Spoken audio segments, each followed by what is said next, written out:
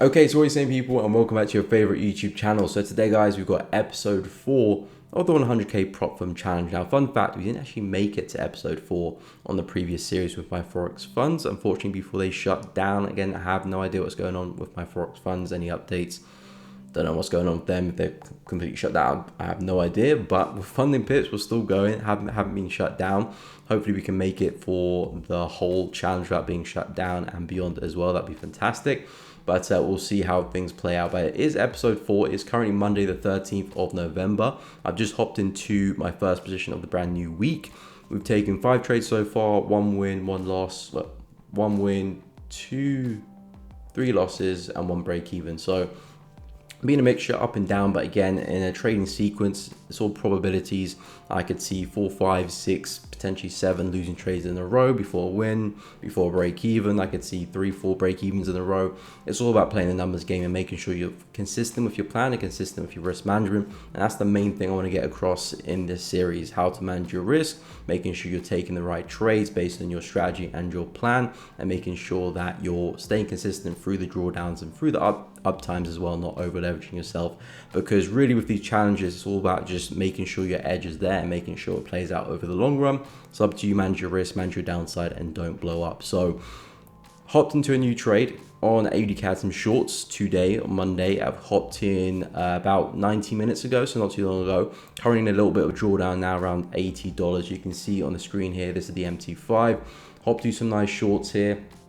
Of course, hourly entry on this bearish engulfing candle. Well, it's a bearish engulfing variation, because if you combine this candle and the previous candle, if I zoom in, if you combine this candle and the previous candle, you get a nice bearish engulfing, but this candle alone isn't really a bearish engulfing. But that was my entry signal on this candle closure. Stop loss is up there. I'll explain why it's a little bit higher than it is usual. And I'm looking at a push into this level here. Probably show it better when I get to trading view, but I'm looking at price coming back into that high around the 0.87 mark. So this is the trade I've just hopped in. If we go take a look at the trading view side of things, this is the analysis behind it, looking for the retest of this zone. Nice trendline confluence here as well. We hopped into a nice area of value. I'm looking for a push into this low here. And if we go take a look at the daily chart as well, we've been trading a very nice descending channel here, coming into some critical areas. Let's make sure that we can all see that. If I clone that, bring it to the downside, lovely stuff. We've just come and banged our heads right at the top of that area. So I'm looking for us to swing back down, potentially back into the lows, but I'm not looking for the full home run. I'm just looking to see if we can come into this area. I do think from a higher time frame perspective, we can come back down to this area here. But from a trading perspective, I'm not looking to hold my profits for too long. I'm looking to see if I can get out and take my profits at this area. Of course, break even at a 1-to-1. This is where I've got the 1-to-1 area at, and that TP1 there. So that's where I'll take my partials, move stop loss to break even, and let the rest run to take me out at break even or secure the win at the end goal over there. So that's the analysis behind the trade. We have recently broken structure. We've been pretty bullish, seeing these higher highs and higher lows. If I map them out, so you can see high, pullback, equal highs, break of structure, lower low, lower high, lower low. Now I'm looking at lower high for another lower low. So that's the plan for the trade. Of course, the back end funding pips, this is the dashboard. Let's turn it to night. I hope I didn't blind you guys there. But this is the equity curve. So of course, start with the win, break even, loss, then sideways, loss, loss. So still very early doors, only 5 trades taken on the account so far. Here are the 5 trades: Aussie short, pound AUD short, euro pound short, and Aussie dollar short. No, Aussie dollar long. Okay, it's right there in front of me. So yeah, those are the trades I've taken so far. So still fairly early on. Current balance $99,694, down 0.31% on the account, but pretty much break even. So again, keeping the risk managed, 0.5% risk per trade. It gives me like 20 trades to breathe before I do breach the overall drawdown. So I've got a lot of room to work with, and of course just staying consistent with the trades that I'm taking. So that's the update I wanted to give you guys. Of course, I will give you more updates as the week progresses. I don't want to make the video too long, but of course I want to update with the most important things and what I'm looking at as well. So yeah, AUDCAD shorts, let's see how this goes. And of course, if I do get any pairs or if anything looks interesting, I will give you guys an update. Okay guys, so it's currently Tuesday the 14th of November. It's the following day. I have been stopped out for a loss on my AUDCAD position. We had CPI and it ended up getting slipped pretty bad. Well, not pretty bad. Ended up losing $1,265.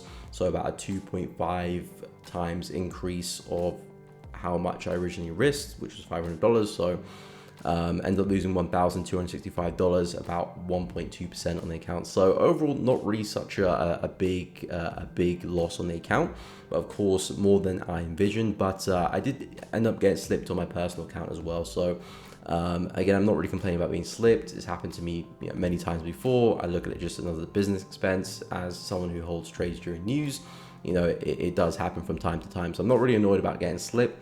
However, it was a bit weird on the challenge because I was watching the charts as it happened and I saw myself get taken out for a loss on my personal account, which was pretty swiftly. I was out pretty quickly, so I saw price just rocket straight through my stop loss and then the trade just closed as normally happens. However, with funding pips here, price broke through my stop loss and it kept going and it stayed above my stop loss and the position stayed live for about 5 minutes after the news came in. So if you look at the account history over here, let me just pull it up a little bit so you guys can see it better. There we go. So the account history, this is the recent trade AUDCAD shorts, and stop loss was 0.88236. Of course, this is the position here. So that's the entry. That's why I got taken out for a loss. And you can see by the timing, this is the date of when I exited the trade or got taken out for a loss on the trade. So of course, 14th of November, that's the date. And you can see the time, 3:35:10. Now, the news came out at 3:30, well, actually 1:30 UK time, but for the time on MT5, 3:30 is the time that the news came out. So I got taken out for a loss after prices, gone way past my stop loss after 5 minutes, which is very, very weird. Of course, I understand it's simulated conditions. They're trying to mimic live conditions. But that's a very poor mimic if you ask me. I was literally watching price pushing up. It was trading around here for 5 minutes as the news was going on, and I wasn't too sure what was going to happen. I didn't know if price was just going to keep going and just keep me in the trade. My stop loss was here. Price was trading way above it. That doesn't normally happen for 5 minutes. I looked at the timing of my exit on my personal account, and it took 3 seconds for me to get taken out for a loss, even above my stop loss pricing. So the CPI came out, price shot up, took me out for a loss. It took 3 seconds for my position to close. And that's roughly how it's normally meant to take. Again, everything is automatic. But of course, I understand slippage and volatility, and it shouldn't take 5 minutes for my position to close, especially on a demo account where everything is simulated. It's not even real live markets. So yeah, a little bit weird on the funding pips end. I don't know if it's funding pips end or the broker, whatever it is. A little bit weird. It shouldn't take 5 minutes because I was just watching price hovering around here for 5 minutes, wondering, is it going to take me out of the trade? And then it finally did for roughly $1,265. So again, I'm not really too focused about being slipped. I was slipped my personal account. Again, it doesn't really make much of a difference, but the way it happened is a bit weird. But of course, I'll pay for the challenge. I'm going to see the challenge through. I'm documenting it here on YouTube, so we can look about it at the challenge as we progress. But yeah, I just wanted to point that out, which I found was a bit weird. But this was the trade. Again, it was a good trade, fit the plan well, came to a nice area of confluence, good entry signal on the hourly time frame. However, it wasn't to be. We had the CPI news and price that shot to the upside. Looks like we could be breaking out of this descending channel here and possibly could be seeing a reversal here for AUDCAD. So again, I'm always, most of the time, looking to attack the same direction as the higher time frames. If the higher time frames are going to reverse, then that's cool. I'll wait to see what happens and then plan some trades shortly after. But I'll see how the daily candle closes with this one. But just an update on the account so far. Let me refresh it because this hasn't updated yet.